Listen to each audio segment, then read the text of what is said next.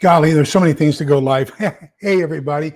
Sorry, I was a couple seconds late. I was talking. I had an email from Gray Man Prepping, Gil, and he has a fantastic show. He's a retired FEMA guy, and so anyhow, he and I were talking, and a while back we had been doing some talking about saws and the importance of having a good collection of saws to process wood in a post-apocalyptic world. And so he's doing a live, and I'll try to get that link and put it out as a as an announcement. But 5 o'clock Central Saturday, Gil and I are going to be talking about the importance of wood processing and having a good saw. So that's what we'll be talking about for Saturday night, 5 o'clock Central. And I'll see if I can't get the link and get that out to everybody in case you want to watch it. It's a great channel to subscribe to. I know that he has been on this channel in chat as I think it's Camp Patton Homestead. I'll have to check. I just want to make sure I'm right on everything. Okay, let's get in and say hello to all these fantastic people who are here. I saw some of you that typically Triple G says he may be a little bit late. Pat Butler, welcome. Hello, Robin and VA. Did you all see on my pantry haul video? Robin in Virginia had a fantastic comment, and so I pinned it to the top. Please pay attention to that. Go back and look at that video. Well, you don't have to watch the video. At least read her comment. She has a great idea for how she does her pantry haul prepping on the weekends. And I thought it was good enough to where I pinned it to the top. Teresa Buchanan, welcome. Diana too. Aussie Life, that's a new one. Welcome, Aussie Life. I don't recall having seen you before, but then again, I'm 72, so I don't remember what I had for lunch today. So I apologize if I have said hi to you before and didn't miss it. Ray McCoy, likewise. Utah Mike, Teresa Buchanan. There he is, Gray Man Prepping. Okay, so Gil, do me a favor. Put the link to your to the live we'll be doing for Saturday at 5 o'clock. If you would be kind enough to put that link up there, I'm inviting everybody to be there so we can talk about processing wood and saws and all that kinds of stuff. Would greatly appreciate it. Let's see if we can't get a lot of following and people giving us their great ideas and adding to the great conversation. So that's Gil right there, Gray Man Prepping. So okay, so I was right. Camp Patton family compound. I'm sorry. So that's a great one. Let me see who else here. Maggie's here. Yay, Maggie. Welcome. Sue Mee's here. Hi, Sue Mee. Now my favorite Canadian of all Canadians. Theoxorus, one of my favorite Texans. Just a mom doing the stuff. Welcome. Alberta. Wow. I understand y'all are having some fires down there in Australia as well. Alberta is in Australia, right? Please help me with my geography. I think so. I hope so. Could be Canada, but I think it's Australia. Butch, Muskoka, Omaha, fantastic. Welcome. Hill Country Homestead, welcome. Good to see you too, Jack. I know for sure Jack's in Australia. Gray Man Prepping, let me see. Love and Life, welcome. Good evening. Edith Wallace, Merritt Island. I have no idea where that is. And okay, so fantastic topics this evening. They may appear, if you've got the book, they can be boring. If you look at it, you say, oh, this is boring stuff. I mean, when we talk about Dandelion Wine, I mean, that's not something you really think, hey, that's exciting. But listen, we've got to start asking ourselves critical questions when we start reading this kinds of stuff. And we say, maybe Dandelion Wine isn't my thing, but how do I make that my thing? How do I make it applicable to what I want to do, to how I'm, to what I want to accomplish in my preparedness journey? So let me see. I just saw somebody else, Edith Wallace and Love and Life. All right. So let's start off. We're on week number 4 now. So for last week, we should have purchased, if we're following the plan in the book. And by the way, we're doing this book here, Food Storage for Preppers. So week number 3, we should have purchased 6 pounds of yeast, 50 pounds of wheat or flour, 8 cans of tomato soup, unless you're allergic to the nightshade type of plants. And then you can get something else, and then 20 pounds of sugar. Now, when we talk about, the 50 pounds of wheat, I got a show and tell here. So what I have been doing, since 2000, is getting the number 10 cans. This is a 6-pound can of flour. Notice the lid is on the bottom because I ran out of space in my other room, so this one's underneath my bed. So I put this the plastic lid on the bottom so that it doesn't scratch the hardwood floors when I slide it in and out underneath the bed. But this one came out from underneath the bed because it's easier to get to.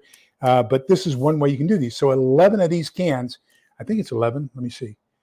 Net weight. Doesn't say. I think this is 6 pounds, though. I'm fairly certain it's 6 pounds. Let me get my... oh, no. What did I do with my clipboard? Where's my clipboard? Oh, my God. Oh, well. I know where. It's in the pantry room because I was doing inventory. Oh, wow. Okay. I think they're 6 pounds. So if you need to do 50 pounds and it's a 6 pounds to a can, then you're going to need, 8 1/3, 8 1/4 cans in order to meet that requirement for your amount of wheat. What I'm doing, because this gets a little bit on the expensive. I mean, this is inexpensive. It's $6 for 6 pounds, so $1 a pound. But if you go to the store, what you can do, and this is cornmeal, just an example. What I do is I am now going to the grocery store and listen to that. Okay, so this is after it's vacuum sealed. This is fantastic. So I just go and I get a 5-pound bag of flour or a 5-pound bag of cornmeal, put it in a sealing bag, and then put it in my vacuum sealer, and vacuum seal it, and it's good to go. It's the same as this. And that way I'm just saving a little bit of money, and I'm trying to get as much food as I can because I think we're at the point of imminent danger, and we need to get as much food as possible into the house. So I want to stretch my dollars as far as I can and get as much as I can in my pantry as quickly as possible.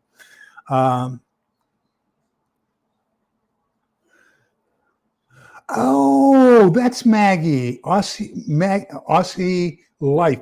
I thought that you were going to be using, what are the 2 dogs' names? Bjorn and Loki. Loki and Bjorn. That's what I thought you were going to be using as a name.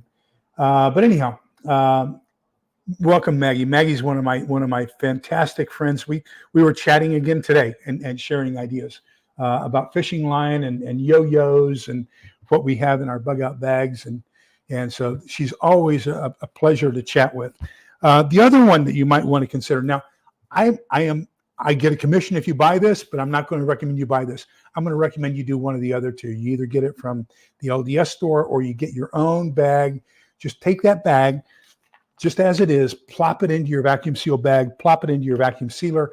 And that way, if you open that bag up and pour it into your vacuum seal bag and then you put it in the vacuum sealer, all that flour dust and everything else is going to gum up your vacuum sealer.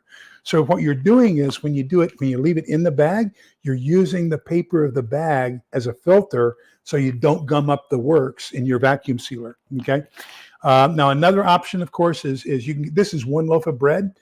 Now this was like $8 when I bought it a long time ago. I haven't bought any in a while. And the reason is because it's got activated yeast in it.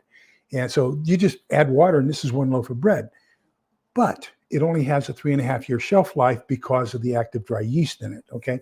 So I bought this one in, 2008, 2008. So this one expired, 2008, 2011, 13 years ago. Oh my gosh. I just grabbed it as an example. I'm sorry. But anyhow, so those just give you some ideas on some of the things you can do as far as getting some of these things that we're talking about. So what you should have gotten this last week was, I think that's right. Right, we're on today. We're doing project 13. So yeah, we went through 12.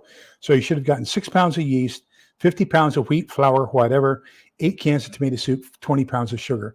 This next week, our goal is to get 10 pounds of powdered milk, 7 boxes of macaroni and cheese.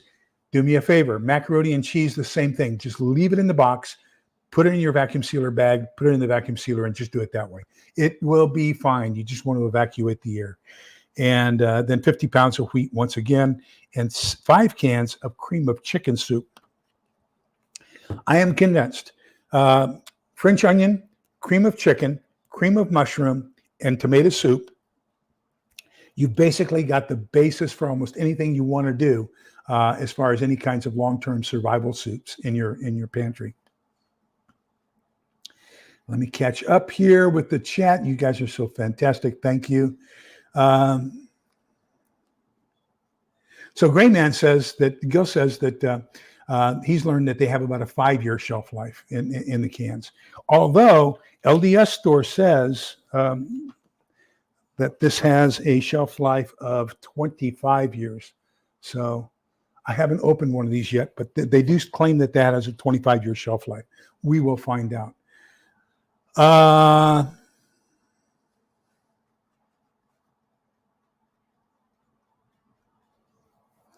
Isn't that the truth, Maggie? Oh my gosh. I was just watching the news just before I came on. They were debunking a lot of the things that have been said the past couple of days by one of the candidates for president, and how the price of food has gone up year over year, 29% this last year. And credit card debt is at an all-time high, and default on credit card debt is just going through the roof.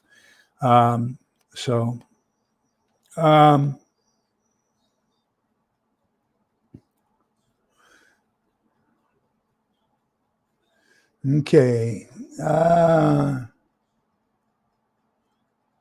Isn't that the truth as well? So, trying to get pure food with especially non-genetically modified food is going to be critical. But you know what? As long as it's going to keep me alive, I really don't care whether it's genetically modified or not.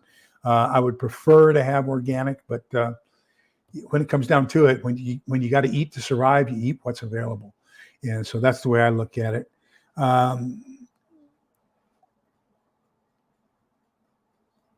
Okay. I just saw your can of bread will work, and then a whole bunch of stuff kicked in, and it moved it, and I can't find it now. Okay, there it is.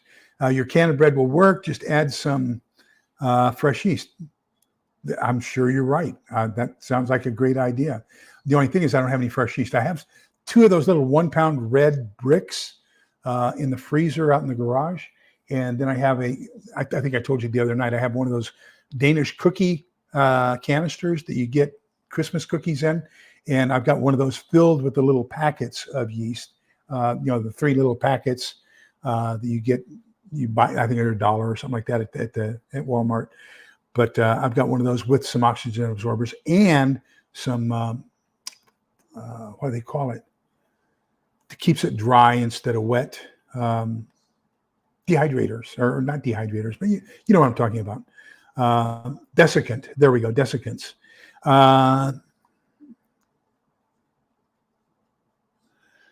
Yeah, Maggie is saying she grows more because she's not sure what's in the food supply, and that's a wise decision, and I think we all need to be concerned about that. Oh, well, that you're probably very right about that. I haven't taken that into consideration, but I'm sure that is a very valid comment. I am quite certain that that's a valid comment. I have Theoxorus, I have not yet tried it on any of my Mylar bags. When I do a Mylar bag, I pretty much depend primarily on either dry ice or on oxygen absorbers. So if I'm going to do a lot of stuff, like I have 3 5-gallon buckets right now I need to get filled. So if I have like 3 5-gallon buckets, with Mylar bags in it, then I'll seal those Mylar bags, put the oxygen absorber inside or the dry ice inside, and then try to do all those at one time so that I only open up that package where my oxygen absorbers are in that package at one time and try to get them all done, get them all sealed in the 5-gallon buckets. And I'll put dry ice on that so that I have another layer of protection. So what happens is dry ice is basically frozen carbon dioxide, and carbon dioxide is heavier than air, just slightly heavier than air. So as dry ice melts, the carbon dioxide goes down, the oxygen comes up, and that gives you a form of oxygen, what do you call it? It keeps the oxygen away from your food. How's that? So let me see. Wow. I believe that. I believe that. And it's going to get worse. I understand that in order to try to influence votes, that the Northeast petroleum reserves are going to be released into the public, into the general public, in order to try to reduce the cost of gas in the Northeast corridor, the most heavily populated area of the U.S. And they're hoping that by flooding the market with more cheap fuel, they can sway some votes, I am sure. So yes, absolutely. And we talked about sourdough starter last week. We're going to talk about something kind of akin to that this week. I noticed that a couple of you bought that link or used that link to my Amazon store for buying the sourdough starter. Thank you very much. I hope you enjoy it as much as I do. So Jack was talking, and Jack and I exchanged emails as well. We had wild turkey soup yesterday, and the main meal was turkey meat with pasta. The bird was walking through the bush in the morning hours, flashed in an Oprah photo, and it died. Oh my! I'm still suffering from pneumonia, Jack. Please don't make me cough that loud. God. That's, we have an amendment. We have the 4th Amendment in the Constitution. It says you cannot subject anybody to cruel and unusual punishment. Ray McCoy, let me see. It says, are you using wheat or all-purpose white? I have flour from 2009. It's still good, although I can tell the difference from fresh. Wheat berries, as far as I understand, is the best thing to get. And that way, and grind your own. But I don't have a mill. I've been looking for a mill, but I haven't found one. And I'm going primarily to Goodwill and places I can afford. Yes, absolutely. You can use your clothes iron to seal them. What I do is I will take, because you're going to have that oxygen absorber in there anyway, so I can use the sealing function on my vacuum sealer, and I push down on a bag, try to get more oxygen out of it. I don't use the vacuum function. I just use the straight seal function, and that gives me a good tight seal as well. Hello, Dove Season 91. Welcome.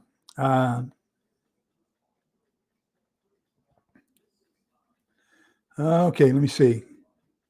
Okay, so we've got 4 items to discuss this evening. Oh, yeah, we did do what we needed to get next week, and I'll go through that again at the end. So project number 11, making Dandelion Wine. So you may not like Dandelion Wine. You may not like a lot of things that have to do with alcohol. But I think the important thing, the concept here in this chapter of how you ferment things or how you distill things. Now, remember, back in the olden days, before we understood a lot of the chemistry that we have nowadays, before we had the modern techniques of purifying water and drinking water and everything else, water was basically purified, and they didn't know they were doing it at the time. But the way they purified water was either through fermentation, distillation, or boiling. And distillation is basically boiling, but you're converting it into steam and then letting the steam condense back into a liquid. So that's a form of boiling, but you're using the steam, which I differentiate from boiling, which is just bringing it to a boil inside the pot. You're not trying to recapture the steam. You're just trying to kill all the bacteria that's in the water through the heat. Okay. And so those were the 3 primary means of purifying water. They didn't know they were doing it.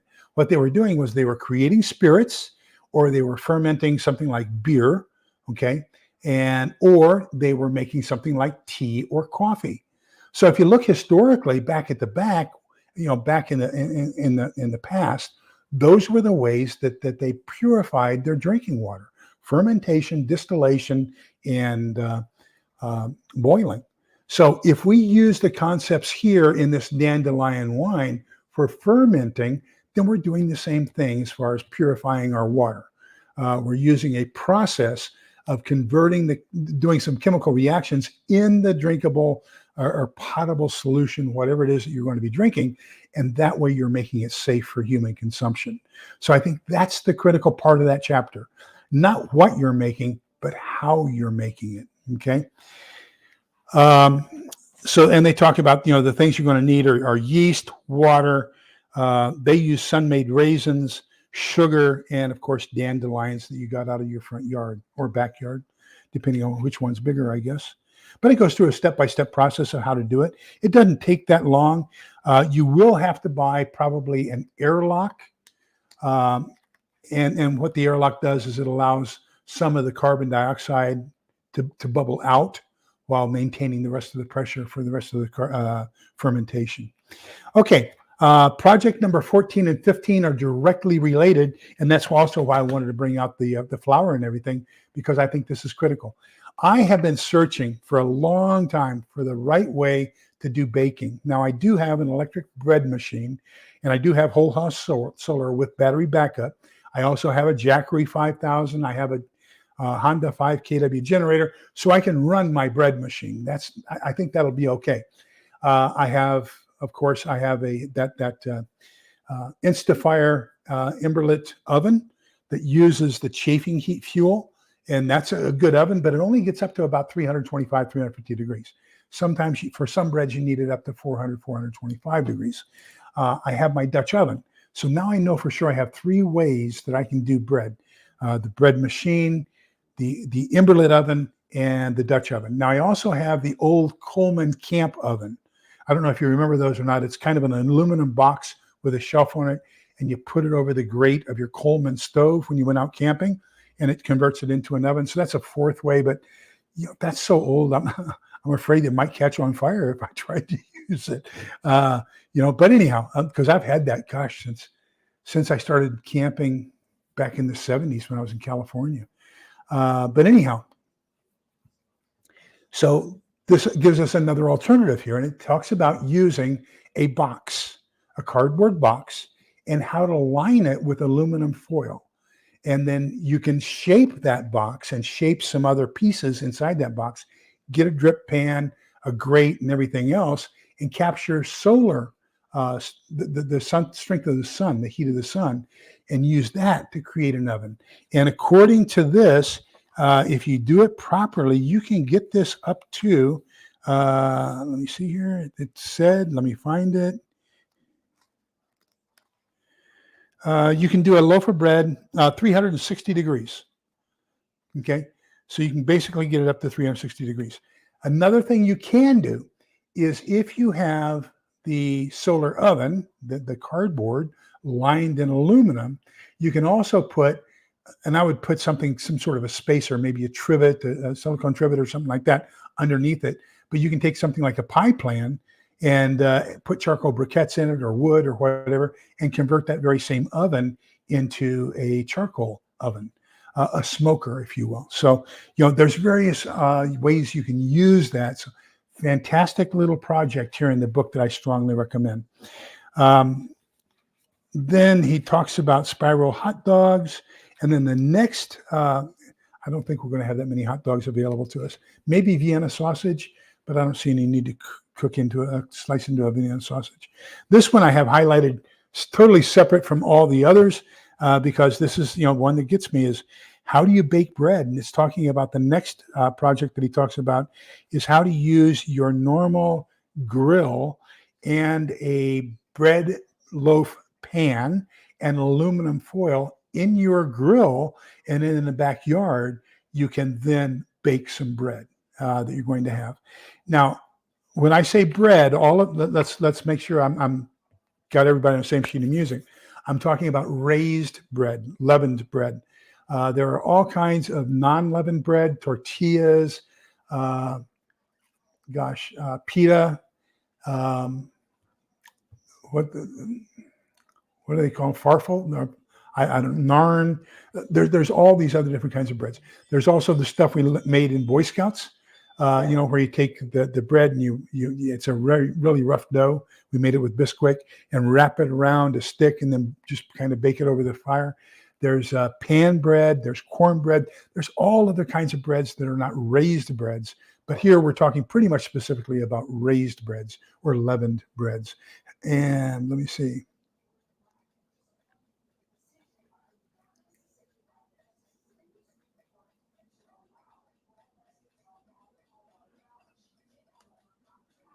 Hi, KP Heathen. Welcome. Good to see you. Let me check these here real quick.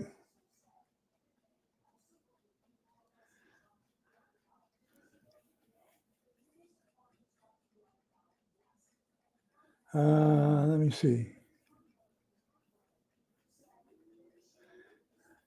Hi, Scott. Welcome. Good to see you, buddy.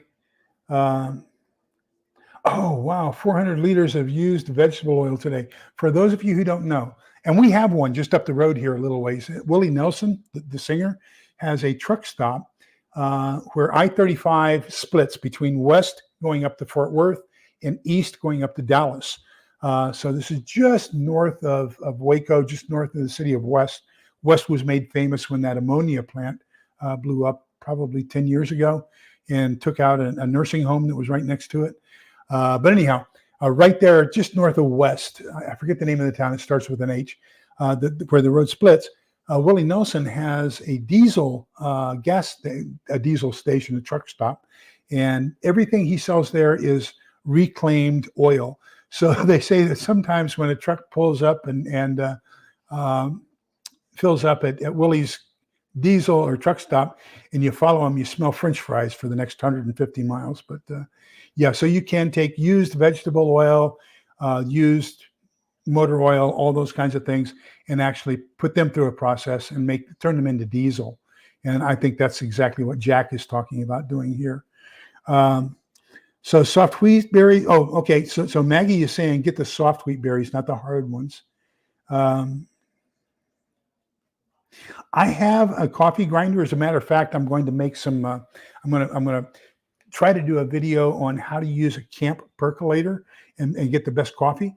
So I dug out my grinder for my beans. I have been switching over. I had been buying the 3-pound cans from Costco, the brown can, which is the best value I have found as far as taste and cost of coffee. And but what I found out was in the can, it goes stale after about 3 years. So I'm going through all of that, suffering my way through. And as I am replacing those, instead of getting the cans of ground coffee, I'm getting the Costco whole beans because they last a lot longer, and I'll be grinding those. So I do have a hand grinder for my coffee, but as you say, grinding the wheat berries on it, that may take a long time.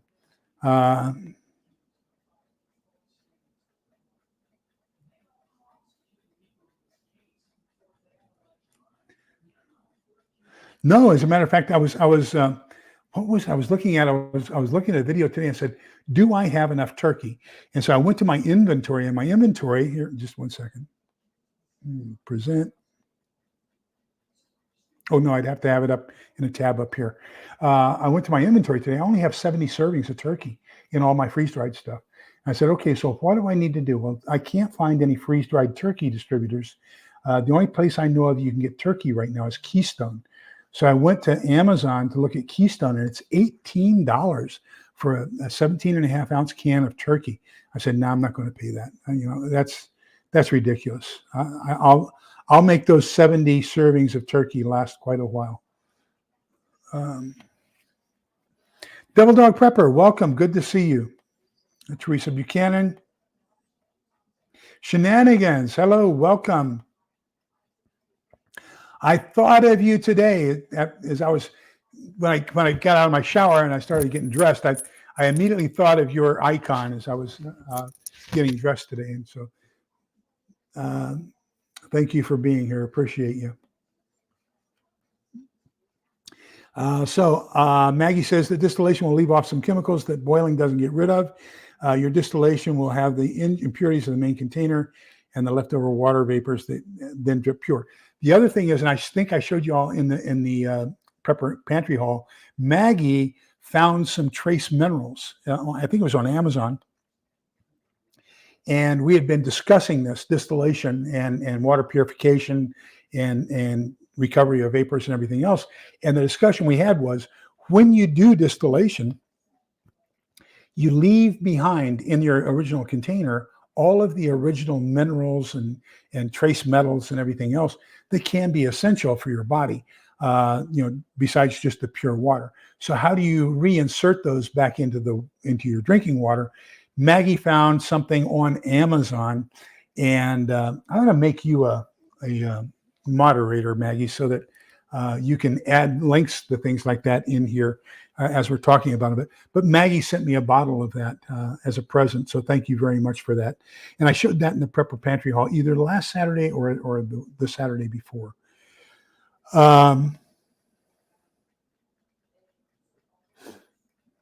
But I think it's called Trace Minerals is what the brand name is on Amazon. Maggie, if you could correct me if I'm wrong about that, I would greatly appreciate that. Let me see, anything else we need here? Oh yeah, so honey, mead was one of the first things that they fermented. And so it was very easy, because remember, in fermentation, what you're doing is you're turning sugar into alcohol. And of course, honey is a form of sugar. So it's very easy to turn honey into mead. And there are mead kits available for you on Amazon if that's what you want to do. I'm just kind of leery of making my own alcohol. I'm afraid that I would do something to myself that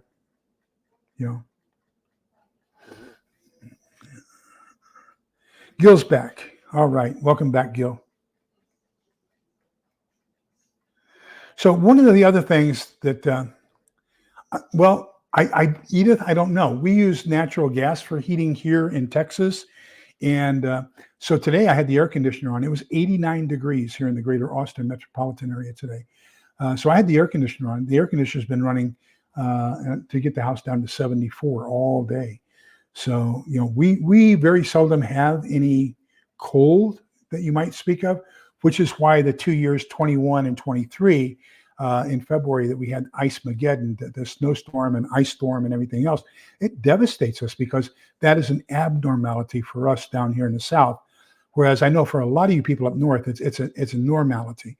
Well, my wife flew up. My daughter moved to New Jersey for a job. And so she left here. They bought a house. They're moving. So Helen said she would go up and help them and take care of the grandchildren while they packed up and moved and closed and all that kinds of stuff.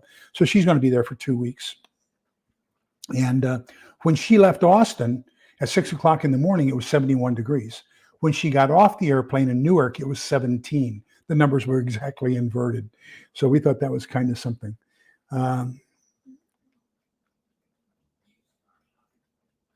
I assume we're talking about the turkey.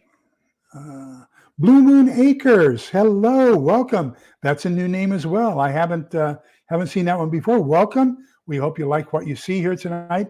We appreciate your participation in the chat. Please, if you just read what these people have to say, we have such a great group of people with great ideas, knowledge. They share it. I mean, Gil, Gray Man Prepping, he's retired DHS, so he knows even more than I do. And but he's very humble and behind the scenes here. So and we've got Maggie, who knows an awful lot. Oh gosh, we got Phioxerus and Jack, which is Hill Country Homestead in Australia. Sue Me, Little Lone Prepper. I mean, we've got so many great people that have such great ideas. And thank you so much. Just feel free to ask questions in the chat. If I don't see it, somebody in this great group of people will be more than happy to give you a great answer on that question, I hope. Let me see. Falafels. Thank you, Sue Me. Yeah, that's another good one. of unleavened bread.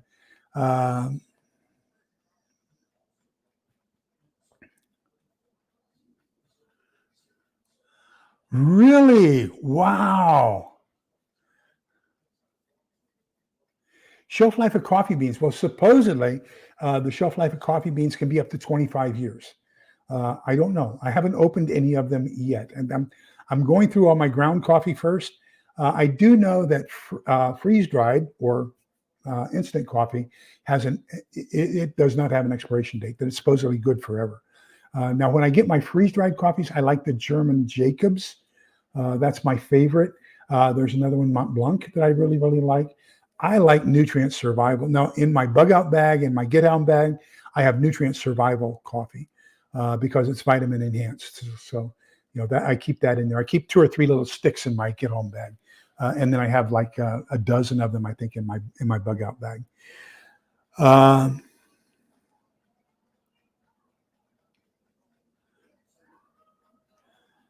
So Sumi says that a while ago, Mother Earth News did a story on a van that was run on used restaurant oil, smelled like fresh. That's exactly what they say about those trucks that fill up at Willie's restaurant. Okay, so Edith Wallace says putting a silver dollar in the water barrel, and it does not have to be an American Silver Eagle. I can guarantee you that. You can just use any pre-1964 and before is 90% silver.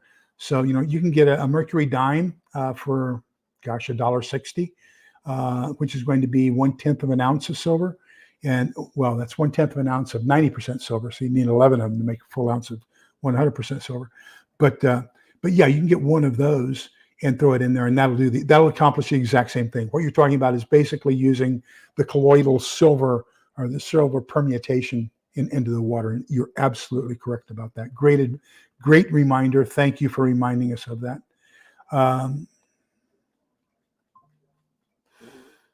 Jack says that he mixes 50-50 with diesel. Vegetable oil can be run straight at pure, but I don't recommend it. In cold climates, you need to mix the vegetable oil 50-50. Okay. And then Scott listed Maggie's channel for us. Cats and Prepping. Hello, welcome. No. So when you grind your coffee, if you're going to use a percolator, percolators work best with a rough grind rather than a fine grind. So let me just give you that.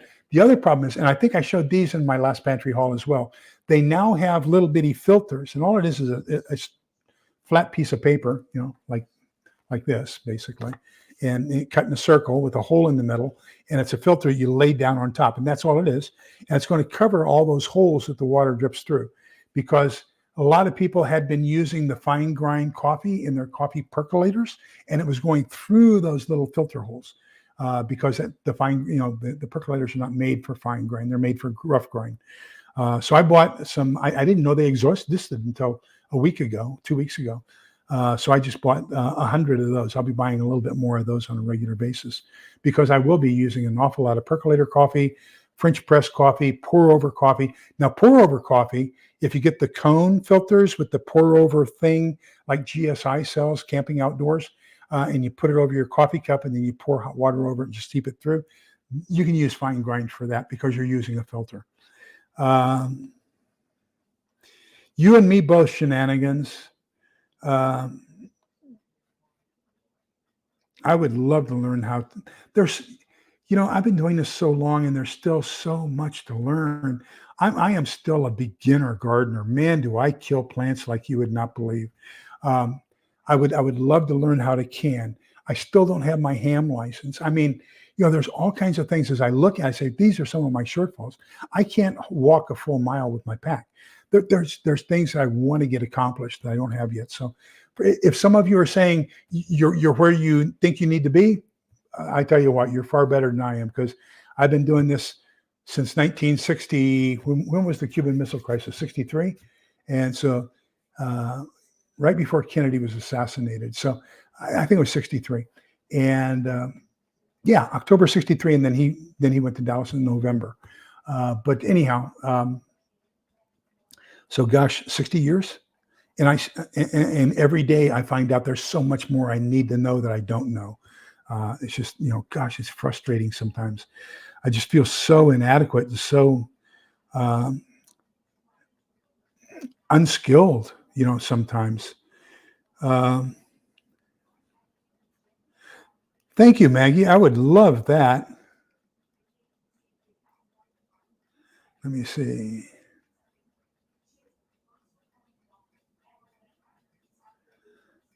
Okay.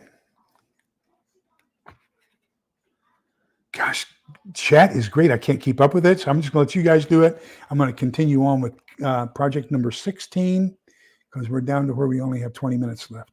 So project number 16 is canning pickles. Now, this is another way of fermentation.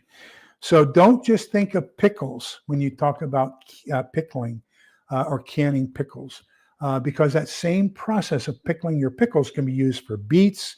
I have pickled onions. I love pickled onions. Love pickled spargel. What is it in English? Asparagus. I love pickled asparagus. Helen and I probably eat that at least twice a month. We'll go through a jar of pickled asparagus twice a month. Pickled beets, pickled cabbage, pickled cabbage. You got several different forms of that. The Koreans do a version they call kimchi. Then in Germany, they have two different kinds. One of them is a red cabbage, and we get Aunt Nellie brand at the store. It's in a glass jar. It's a red glass jar. It says Aunt Nellie's red cabbage, but that's rotkohl or red cabbage, and Aunt Nellie's is a fantastic brand. And then of course they also do white cabbage, and they call that kraut, sauerkraut. And so those are three different ways. Three other things you can pickle as far as cabbage, radishes. There's so many great things you can pickle. So just studying this little five pages here on pickling and canning pickles, besides cucumbers, okra. You can do okra. You can do carrots. You can do. There's so many things you can pickle and that's a good way of preserving it for a very long time. So let me see, where are we? I don't want to do into next week's. So we need to do through 16, I believe. And I think that's what we just got through.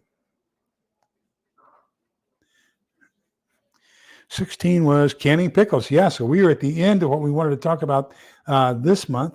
So next month, we're going to basically talk, our next meeting, we're going to talk basically about Essene bread. So the Essenes were a desert group of very strict Jews, and that's what John the Baptist was. They believe he was a member of the Essene sect.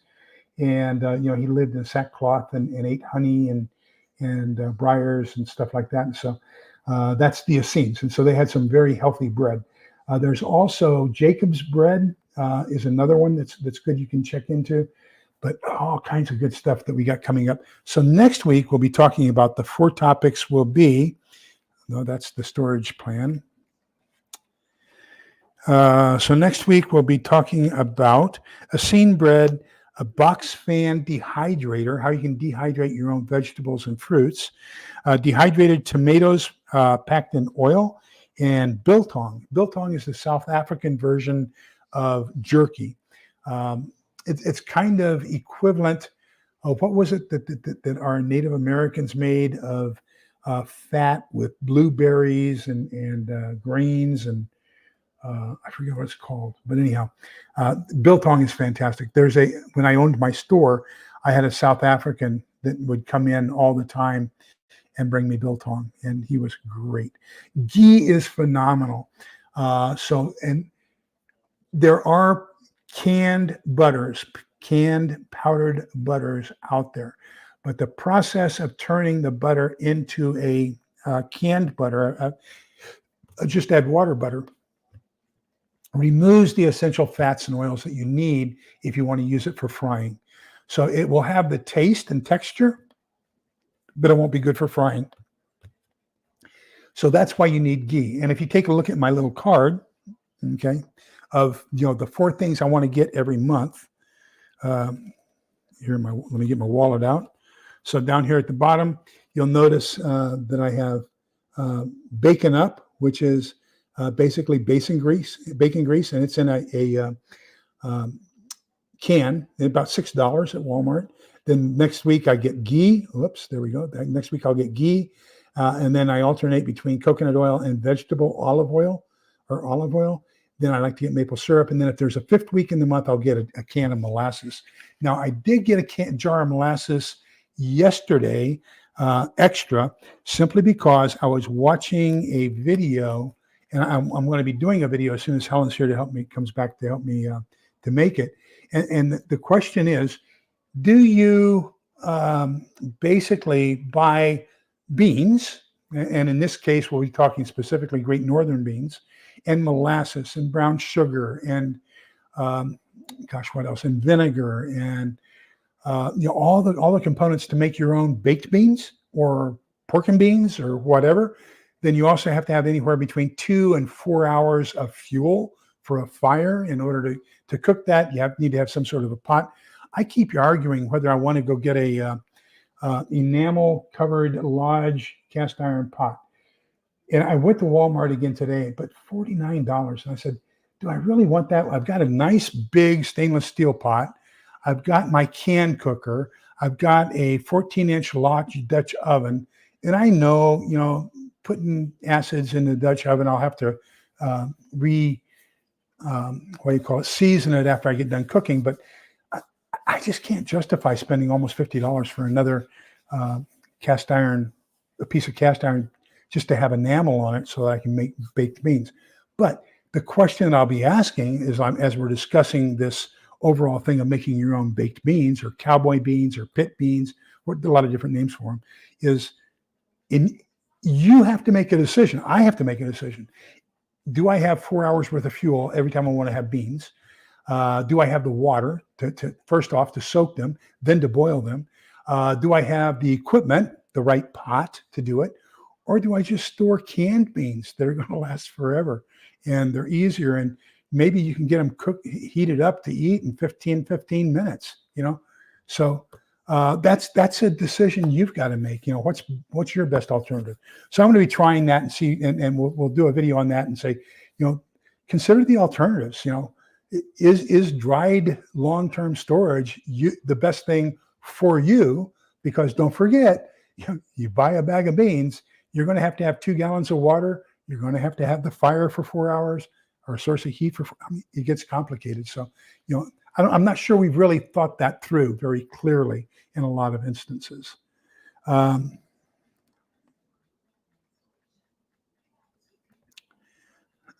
me see.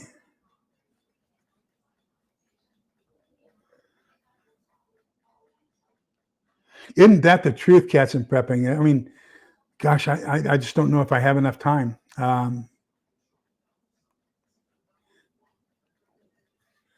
62 was the Cuban Missile Crisis.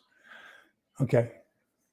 So I was 10. I thought I was 11, but I was 10 when it happened. My next door neighbor was the neighborhood civil defense warden, and he built a cinder block fallout shelter in the backyard. That's what got me into prepping, was him giving me all of his civil defense manuals and handouts and everything else, and helping him build that fallout shelter.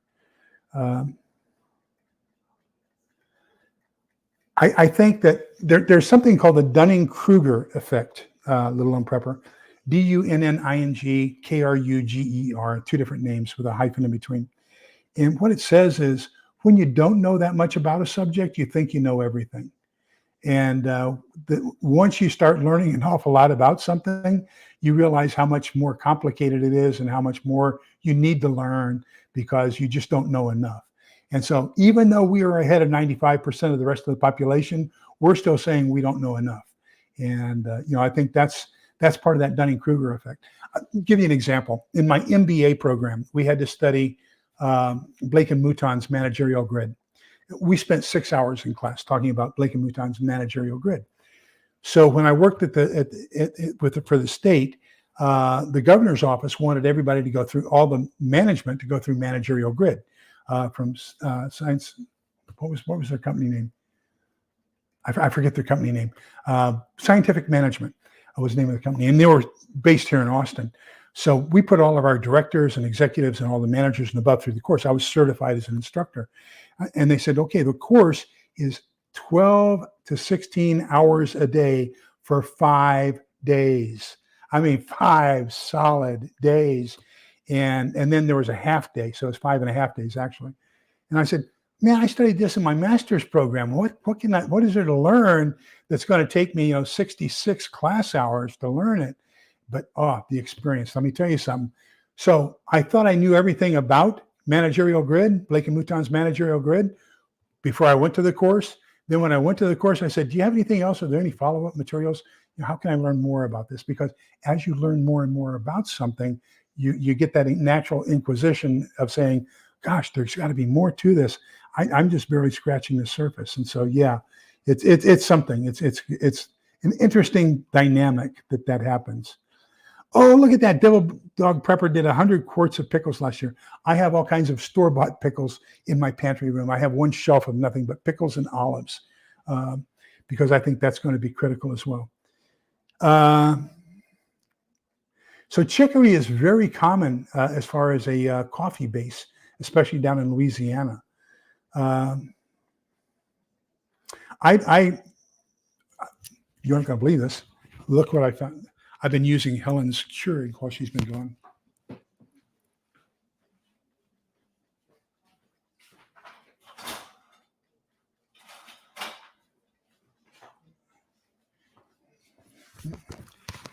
And this is my last one. Can you tell that I'm kind of spoiled myself? My number one favorite coffee is Ethiopian Harar coffee. This is my number 2 coffee. This is Ethiopian Yirgacheffe. And so this is my last one. I've gone through a box of 20 of these in less than a week. Can you believe that? But great coffee. It's a great coffee. So they say that the original tree was actually in Ethiopia. I don't know if that's true or not. I'm just saying that's what I heard.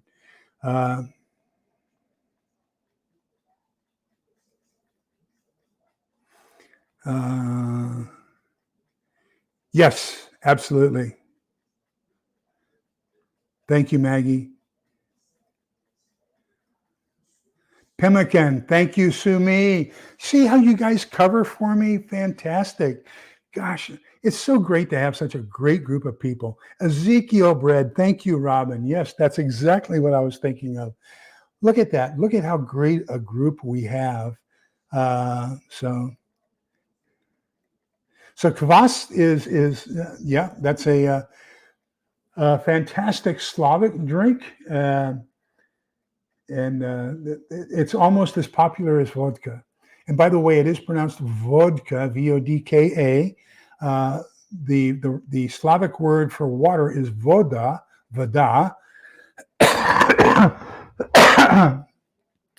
Then they put a ichka or a ka at the end of the word, and that makes it a diminutive or a sweet little. So sweet little water is vodka. So sweet water is vodka, and that's how that comes about. So interesting. Oh, I got in trouble for doing Russian. Well, not Russian, but the other things. I won't tell you the rest of it. It got me a slap on the hand from YouTube. But anyhow, I put out a short yesterday, and in it I said, kind of reminiscent. This is the whole thing about removing one candidate from the ballot. That they had to destroy democracy in order to preserve democracy. And democracy is 2 Greek words: demos, the people, and kratos, the rule. So it's the rule of the people is democracy. So in order to, quote, save democracy, we're going to remove your choice of candidates. So the people's choice no longer exists. And so I said, it's kind of reminiscent back in the olden days of конечно, вы можете голосовать за кого-то хотите. Лишь бы его имя было в бюллетене. There you go. So, of course, you can vote for any candidate you want as long as his name is on the ballot. So that was their definition of democracy. And that's the kind of democracy that we are seeing people want today, is you can vote for our candidate or no candidate. And I'm so happy the Supreme Court disagreed with that.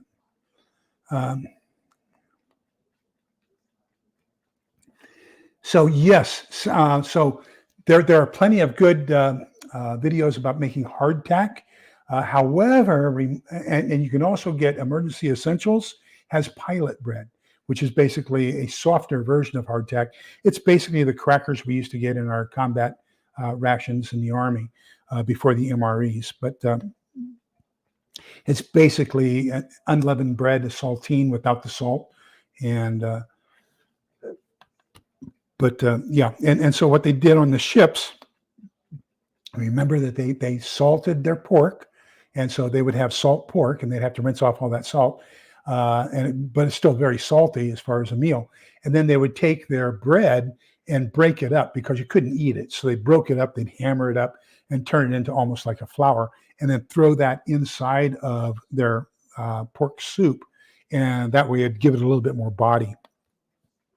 So they, in the olden days on the ships and during the Civil War, they really didn't eat their crackers as much as crumble them and put them inside their soups and stews.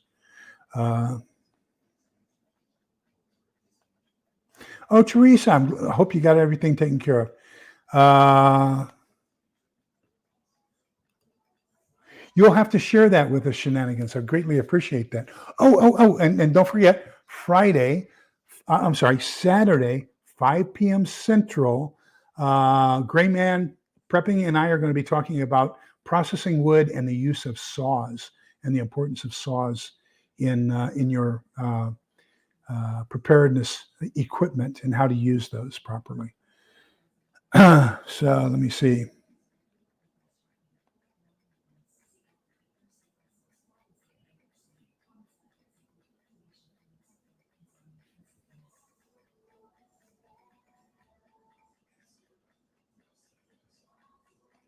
Okay, I'm sorry. I'm reading. I'm not too good at reading and talking at the same time.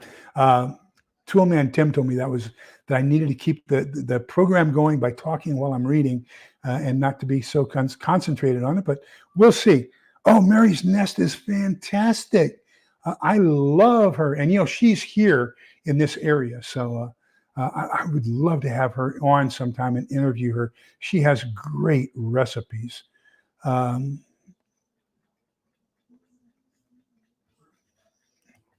So Shenanigans says, we are a constitutional republic. I'm tired of hearing the Dems say we are a democracy. Yes, you are correct. And the only kind of government that is mentioned in the Constitution is in Article 4, paragraph 4. So it's 4.4. And it says that the federal government shall guarantee to every state a Republican form of government. Let me find my Constitution. If I could find it, I would read it to you, but I can't find it. It should be right here. Not going to waste any time on it. I've got all my books here. Look at all these books I'm reading at the same time. Golly. So I've got the American government book there. I've got the food storage here. This is this month's fiction. I've got the consecration to St. Joseph. I've got the consecration to Mary, the Bible in a year, 299 days to preparation. Does the Bible really say that? Then over here, what do I have over here? Do I have anything over here? Nope, nothing over here. I've got it all over. Oh, nope. Yep, that's it. So those are all the books I'm reading at the same time right now. And sometimes you get the storylines kind of confused too when you do that. And that doesn't include the one I have in the other room, my reading room, where I'm reading How to Feed Your Family for Eternity. And it's basically how to raise livestock and have a garden and things like that. So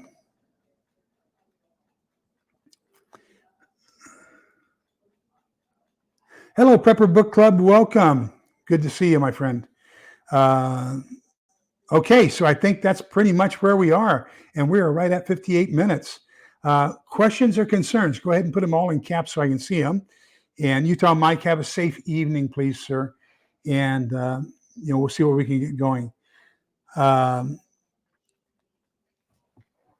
if not, then we can go to Book of Numbers. And thank you, Maggie. And thank you for being such a great part of it. Thank you for our conversation today as well. No. We are just we are just starting in our knowledge trip, and there's so much to learn. And here's Lee's philosophy: life is like a roll of toilet paper. The closer you get to the end, the faster it rolls. And there's just not enough time left to do everything that I want to do as far as learning and helping and taking care of people. So yeah, I'm on double duty. I've got this week and next week. I'm the primary case manager for St. Vincent de Paul.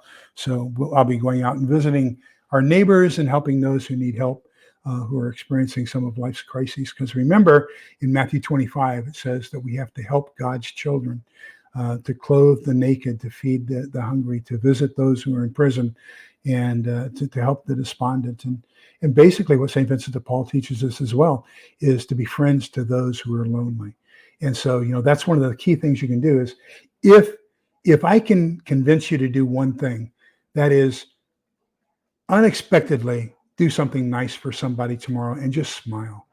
Just today at the cash register, I've got to go out. I think I was messing with the cashier so much today that I think I left because I wanted to do a video on the different types of beans. The 4 types of white beans. The pea beans are navy beans. Then the next size up is Great Northerns, and then the next size up is cannellini, and then the next size up is lima. And I got everything set up here to do the video, and I can't find my lima beans.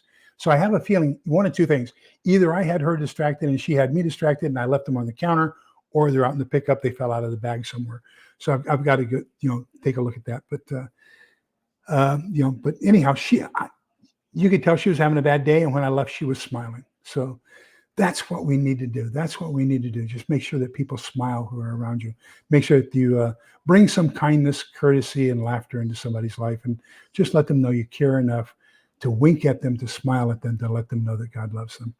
So if you could do that for me, I would greatly, greatly appreciate that. Okay, Numbers, book chapter 6, verses 24, 25, 26. One of these days I'll get this memorized. I've got it tabbed right there. Yeah, there's my tab.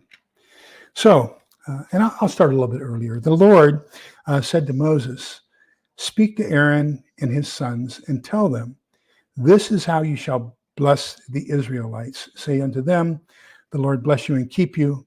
The Lord let his face shine upon you and be gracious to you. The Lord look upon you kindly and give you peace." Do me a favor, keep the people in Texas.